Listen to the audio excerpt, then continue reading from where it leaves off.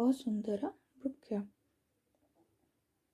गोटे बड़ जंगल रे बहुत सुंदर सुंदर वृक्ष थाए जथा शाल पियशाल शागुआन इत्यादि। से वृक्ष मानक मध्य गोटे असुंदर वृक्ष मध्य थिला जहाँकि बहुत अंका फंका एवं गंठयुक्त। अन्य वृक्ष सबू से वृक्षर थट्टा मजा करती और कहती तू देखा बहुत असुंदर। से सब कथा शुणी असुंदर वृक्षटी भारी मन दुख करे एवं भगवान को प्रार्थना करे कि प्रभु मते कहीं असुंदर कर मते जीवन कहीं देल कही बहुत कांदे। दिने से जंगल रे गोटे काठुरियाटे आसे।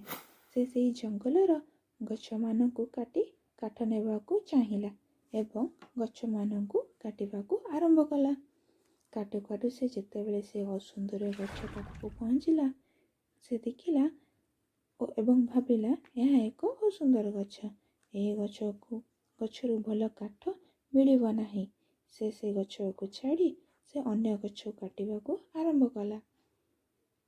से दिन से असुंदर गछ निजर जीवन मूल्य पाई अत्यंत खुशी हैला एवं भगवान को हाथ जोड़ी धन्यवाद अर्पण कला। एहीपरि किछि आपनकु नया पुराना कहानी सुनिबा पई सब्सक्राइब, लाइक एवं शेयर करने को भूलंतु नहीं। Thank you.